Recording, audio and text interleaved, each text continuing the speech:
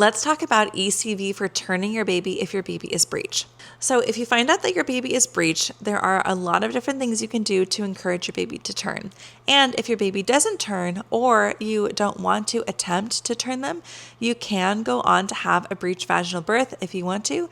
I talked about breech vaginal birth in another video. So there was a study in 2008 by Breech Skolton et al. So they combined the results of 84 studies that covered almost 13,000 people. And all of those people attempted an ECV.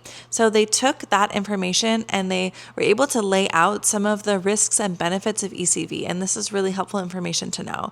It's helpful because a lot of people have a breech baby and they're told, your baby is breech, you need to have a cesarean, and they aren't given a lot of options. Rude! Truly, you deserve so much better than that.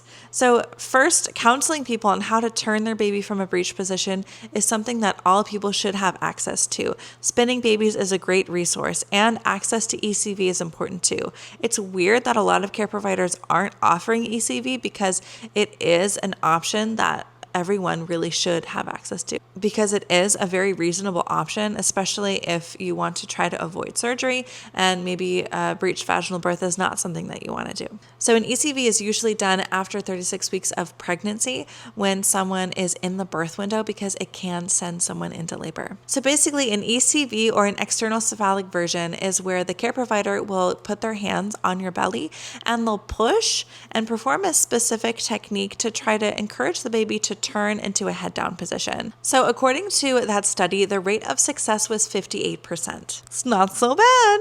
And the rate of complications were 6%. The rate of serious complications like placental abruption or fetal death was 0.24%. So ECV can send someone into labor.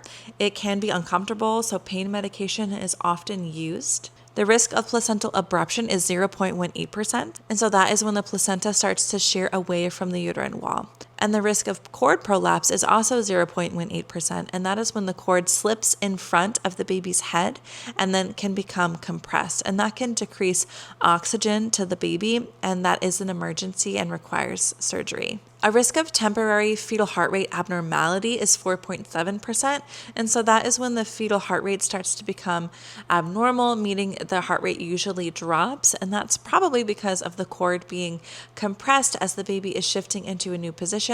But it also could be from a vasovagal response. When babies shift into a new position quickly or abruptly, this can happen when the water is broken, when someone is pregnant or in labor and they break your water.